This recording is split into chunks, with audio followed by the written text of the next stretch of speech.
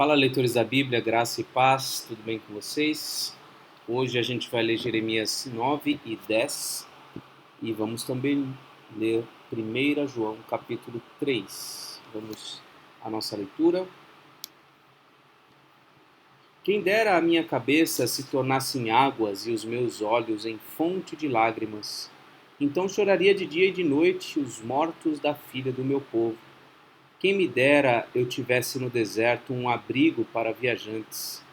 Então deixaria o meu povo e me afastaria dele, porque todos eles são adúlteros, são um bando de traidores. Curvam a língua como se fosse o seu arco para disparar mentiras. Fortalecem-se na terra, mas não para a verdade, porque avançam de maldade em maldade e não me conhecem, diz o Senhor. Que cada um de vocês se proteja do seu amigo e não confie em nenhum irmão, porque todo irmão é enganador e todo amigo não faz mais do que espalhar calúnias. Cada um zomba do seu próximo e não falam a verdade. Ensinam a sua língua a proferir mentiras. Cansam-se de tanto praticar a iniquidade. Vivem no meio da falsidade.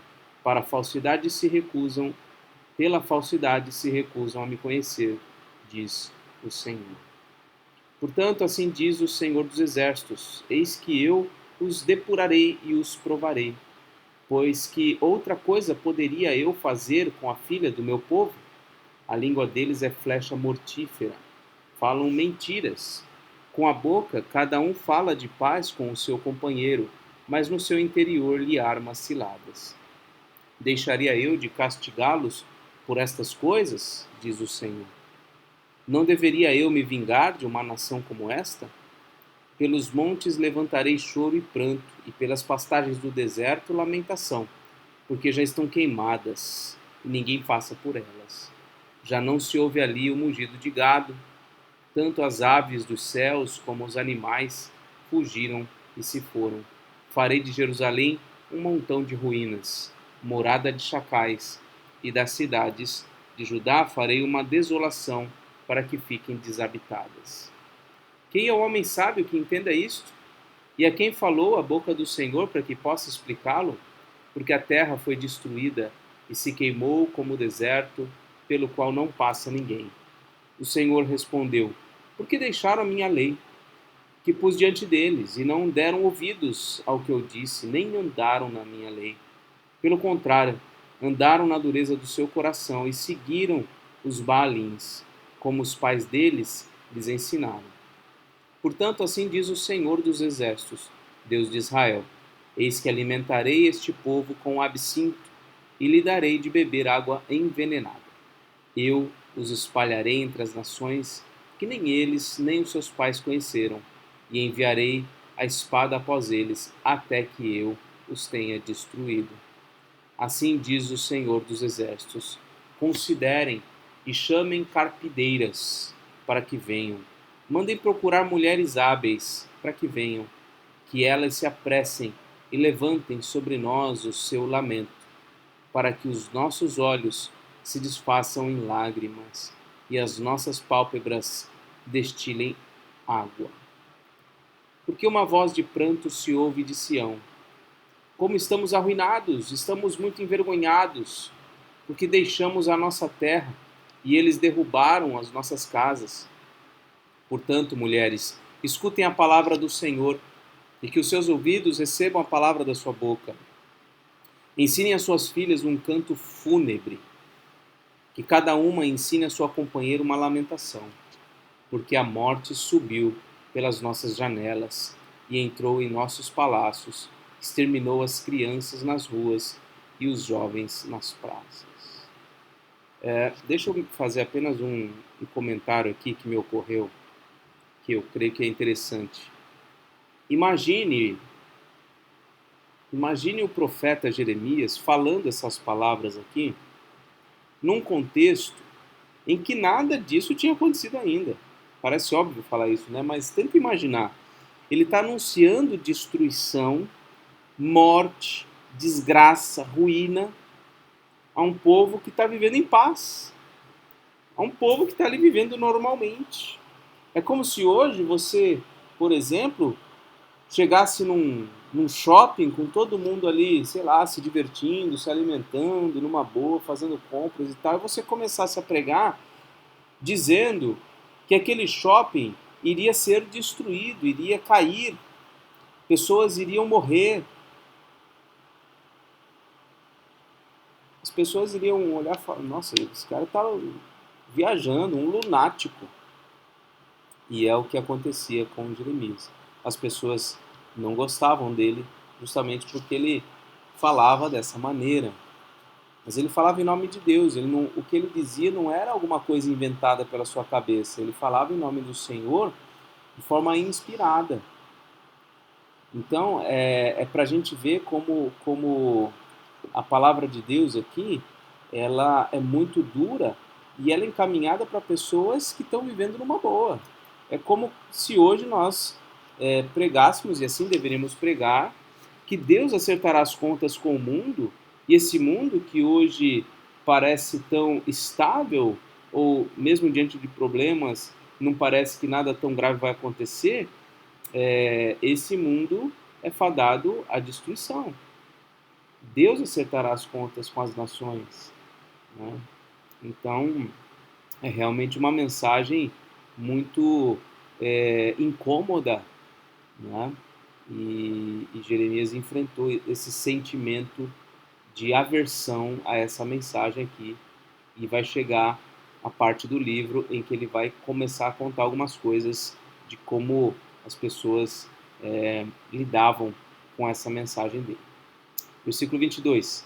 Fale, assim diz o Senhor, os cadáveres das pessoas ficarão espalhados como adubo sobre o campo, como espigas que o ceifeiro deixa para trás, sem que haja quem as recolha. Imagina você falar isso aqui na cidade de Praia Grande, chegar na praia, chegar em algum lugar, falar, olha, os cadáveres das pessoas estarão espalhados pela rua e não vai ter ninguém para recolher. Imagina você falar uma coisa dessa, né? Assim diz o Senhor, não se glorie o sábio na sua sabedoria, nem o forte na sua força, nem o rico na sua riqueza, mas aquele que se gloria, glorie-se nisto, em me conhecer e saber que eu sou o Senhor, e faço misericórdia, juízo e justiça na terra, porque destas coisas me agrado, diz o Senhor. Eis que vem dias, diz o Senhor, em que castigarei todos os que são circuncidados apenas na carne, o povo do Egito, de Judá, de Edom, os filhos de Amon, de Moabe, todos os que cortam o cabelo nas têmporas e vivem no deserto, porque todas essas nações e toda a casa de Israel são incircuncisos de coração. Capítulo 10. Ouçam a palavra que o Senhor dirige a vocês, ó casa de Israel. Assim diz o Senhor. Não aprendam o caminho dos gentios, nem fiquem com medo dos sinais dos céus, porque com eles os gentios se atemorizam. Porque os costumes dos povos são vaidade. Cortam uma árvore do bosque, um artífice a trabalha com um machado, com prata e ouro a enfeitam, com pregos e martelos a fixam, para que não caia. Os ídolos são como um espantalho em pepinal, eles não falam, necessitam de quem os leve, porque não podem andar. Não tenham receio deles, pois não podem fazer mal, também não podem fazer o bem. Não há ninguém semelhante a ti, Senhor. Tu és grande, e grande é o poder do teu nome. Quem não temeria a ti, ó Rei das Nações? Porque isto te é devido. Porque entre todos os sábios das nações e em todo o seu reino não há ninguém semelhante a ti. Mas todos eles se tornaram estúpidos e tolos. Seu ensino é vão e morto, como um pedaço de madeira. Traz-se prata batida de Tarsis e ouro de Ufaz. Os ídolos são obra de artífice e de mãos de ourives. Da cor azul e púrpura são as vestes deles. Todos eles são a obra de pessoas habilidosas. Mas o Senhor é o verdadeiro Deus. Ele é o Deus vivo e o Rei eterno. A terra treme diante do seu furor e as nações não podem suportar a sua indignação. Digam-lhes o seguinte: Os deuses que não fizeram os céus e a terra desaparecerão da terra e de debaixo destes céus. O Senhor faz a terra pelo seu poder. Com a sua sabedoria estabeleceu o mundo e com a sua inteligência estendeu os céus. Quando ele faz soar a sua voz, logo há tumulto de águas no céu e nuvens sobem das extremidades da terra. Ele cria os relâmpagos para a chuva e dos seus depósitos faz sair o vento. Todas as pessoas são tolas e não têm conhecimento. Todo ourives é envergonhado pela imagem que ele mesmo esculpiu, pois as suas imagens são falsas e nelas não há fôlego de vida. São vaidade, obras ridículas. Quando chegar o tempo do seu castigo, virão a perecer.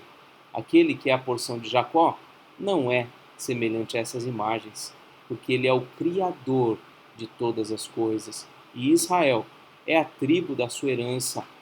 Senhor dos exércitos é o seu nome. Ajunte no chão os seus pertences, ó filha de Sião. Você que mora em lugar sitiado, porque assim diz o Senhor: eis que desta vez lançarei fora os moradores da terra e os angustiarei para que venham a senti-lo. Ai de mim, por causa da minha ruína, a minha ferida é muito grave. E eu dizia: certamente este é o meu sofrimento e eu posso suportá-lo. A minha tenda foi destruída, todas as cordas se romperam, os meus filhos se foram e já não existem. Não restou ninguém para levantar a minha tenda e erguer as suas lonas, porque os pastores se tornaram tolos e não buscam o Senhor, por isso não prosperam, e todos os seus rebanhos se acham dispersos. Eis aí um rumor. Eis que vem grande tumulto da terra do norte para fazer das cidades de Judá uma desolação, morada de chacais. Eu sei, ó Senhor, que não cabe ao ser humano determinar o seu caminho, nem cabe ao que anda dirigir os seus passos. Castiga-me, ó Senhor, mas em justa medida, não na tua ira, para que não me reduza a nada. Peraí, deixa eu ler novamente, versículo 24. Castiga-me, ó Senhor, mas em justa medida, não na tua ira, para que não me reduzas a nada. Sim, o que ele está dizendo na segunda parte é: me castiga, mas não na tua ira. Porque se o Senhor me castigar na ira dele, né, eu seria reduzido a nada. Então, esse é o raciocínio aqui. Derrama o teu furor sobre as nações que não te conhecem e sobre os povos que não invocam o teu nome, porque foram eles que devoraram Jacó. Eles o devoraram, consumiram e destruíram as suas moradas. Muito bem, agora vamos ao livro de João, 1 João, capítulo 3. João continua sua carta dizendo: vejam que grande amor o Pai nos tem concedido, a ponto de sermos chamados filhos de Deus. E de fato somos filhos de Deus. Por essa razão, o mundo não nos conhece, porque não o conheceu. Amados, agora somos filhos de Deus, mas ainda não se manifestou o que haveremos de ser. Sabemos que quando ele se manifestar, seremos semelhantes a ele, porque haveremos de vê-lo como ele é. E todo o que tem essa esperança, nele purifica a si mesmo, assim como ele é puro. Todo aquele que pratica o pecado também transgride a lei, porque o pecado é a transgressão da lei. E vocês sabem que ele se manifestou para tirar os pecados. E nele não existe pecado. Todo aquele que permanece nele não vive pecando. Todo aquele que vive pecando não o viu nem o conheceu. Na minha visão, na minha pouca capacidade aqui, eu sinto que o livro de João, especialmente as cartas, são um dos livros mais complicados de se ler, no seguinte sentido: não que seja complexo a mensagem que está sendo transmitida, pelo contrário, acho que as mensagens são as mais simples, as mais fáceis, estão aqui nas cartas de João. Muito mais fácil ler João do que ler Paulo, até do que ler Pedro. Mas eu digo difícil no sentido de que parece que João não segue uma linha só de raciocínio. Né? Você vê, num trecho como esse aqui, ele falou de um monte de coisas. E eu na minha cabeça aqui, eu sinto falta de ter um assunto só. Mas ele fala de muitos assuntos ao mesmo tempo. Isso torna difícil para mim, às vezes, entender qual que é o foco aqui. Né? Ele está falando de muitas coisas. Olha só, o grande amor que o Pai nos concedeu de sermos chamados filhos. Né? Aí fala, por essa razão, porque somos filhos de Deus, o mundo não conhece. Agora, amados, somos filhos de Deus, mas não se manifestou o que haveremos de ser. Aí ele já mudou de assunto. Né? Nós somos filhos de Deus, mas não se manifestou o que nós vamos ser. Aí sabemos que quando ele se manifestar, seremos semelhantes a ele, porque haveremos de vê-lo como ele é. Então esse é o segundo assunto. Né? Nós vamos ser o que ele é, nós vamos vê-lo como ele é. Aí o versículo 3, e todo que tem essa esperança, nele se purifica a si mesmo, assim como ele é puro. Agora está falando de pureza. Né? Já que nós somos filhos de Deus, somos puros. E todo aquele que pratica o pecado também transgride a lei, porque o pecado é a transgressão da lei. Então ele falou que somos filhos de Deus, falou que nós vamos ser, né, embora sejamos filhos de Deus, ainda não somos o que ainda seremos. Fala de se purificar, fala do pecado, né?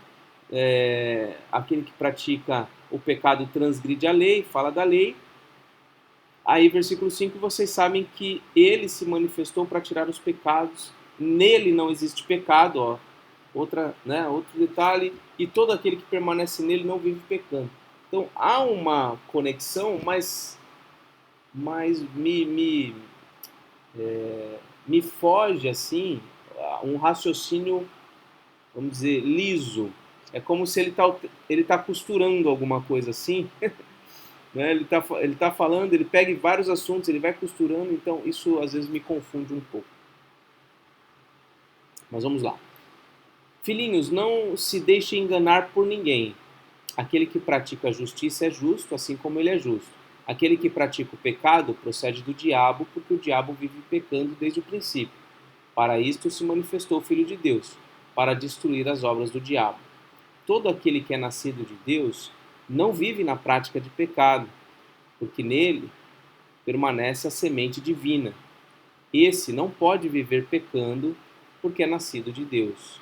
Nisto são manifestos os filhos de Deus e os filhos do diabo. Todo aquele que não pratica a justiça não procede de Deus, e o mesmo vale para aquele que não ama o seu irmão. Agora ele vai falar do amor aos irmãos. Porque a mensagem que vocês ouviram desde o princípio é esta, que nos amemos uns aos outros. Não sejamos como Caim, que era do maligno e matou seu irmão. E por que o matou? Porque as suas obras eram más e as de seu irmão eram justas. Irmãos, não se admirem se o mundo odeia vocês. Nós sabemos que já passamos da morte para a vida, porque amamos os irmãos. Quem não ama permanece na morte. Todo aquele que odeia seu irmão é assassino. E vocês sabem que todo assassino não tem a vida eterna permanente em si. Nisto conhecemos o amor, que Cristo deu a sua vida por nós. Portanto, também nós devemos dar a nossa vida pelos irmãos. Ora, se alguém possui recursos deste mundo e vê seu irmão passar necessidade, mas fecha o coração para essa pessoa, como pode permanecer nele o amor de Deus? Filhinhos, não amemos de palavra, nem de boca, nem de boca para fora, nem da boca para fora, mas de fato e de verdade. E nisto conhecemos que somos da verdade, ele emenda agora na verdade, bem como diante dele tranquilizaremos o nosso coração. Pois se o nosso coração nos acusar, Deus é maior do que o nosso coração e conhece todas as coisas. Amados, se o coração não nos acusar, temos confiança diante de Deus, e aquilo que pedimos dele recebemos, porque guardamos os seus mandamentos e fazemos diante dele o que lhe é agradável. E o seu mandamento é este, que creiamos no nome do seu Filho, Jesus Cristo, e nos amemos uns aos outros, segundo o mandamento que nos ordenou. Quem guarda os seus mandamentos permanece em Deus e Deus permanece nele. E nisto conhecemos que ele permanece em nós, pelo Espírito que nos deu. Ufa! Então, eu sinto um espiral constante aqui nessa carta de João. Ele não tem uma linha de raciocínio, um começo, meio e fim, do jeito mais tradicional, sei lá, que a minha mente ocidental contemporânea esperaria, né? Tá? Então é uma forma de escrever diferente. Não está desorganizado, não é isso que eu estou dizendo. Apenas está num fluxo de pensamento diferente. E tem pessoas assim, né? Tem pessoas que falam dessa maneira. Estão falando um assunto, daqui a pouco emenda no outro, daqui a pouco emenda no outro, emenda no outro, emenda no outro, e às vezes não volta lá no primeiro. Né? Eu fico maluco com essas conversas que não tem uma linha retilínea, né, de assunto. E João tem um pouco isso. Ele parece que ele está abrindo um monte de pontos, né, encaixando um monte de elementos dentro da sua mensagem, e parece que ele deixa as pontas soltas. Né? Mas não é isso que acontece, não. Ele tá trabalhando cada assunto e volta nele depois de novo e assim por diante. Que nem o amor aos irmãos vai aparecer várias vezes, nessa questão do cuidado com os que estão enganando vocês, vai aparecer várias vezes. Enfim, tem vários temas aqui que estão circulando pela carta, pela primeira carta de João. Tá bom? Vamos orar? Senhor nosso Deus e Pai, te agradecemos pela leitura que pudemos fazer. Te agradecemos, ó Deus, porque o Senhor nos chama a atenção, ó Pai, a respeito do nosso viver diante de Ti. Devemos viver vida santa, devemos nos purificar porque somos Teus filhos. Devemos, ó Deus, amar os nossos irmãos. Devemos, ó Deus, aguardar a manifestação do Senhor. Que o Senhor, ó Deus, nos abençoe e nos ajude, ó Pai, a viver de um modo digno e agradável a Ti. Te agradecemos pela leitura que fizemos hoje de Jeremias, pelos alertas constantes que esse livro nos faz. Possamos, ó Deus, alinhar a nossa vida à Tua vontade e não incorrer em idolatrias, não incorrer em pecados. Ó Deus, torna sensível o nosso coração à Tua voz. Pedimos em nome de Jesus. Amém. Muito bem, meus queridos, Deus abençoe, um forte abraço e até mais, se Deus quiser.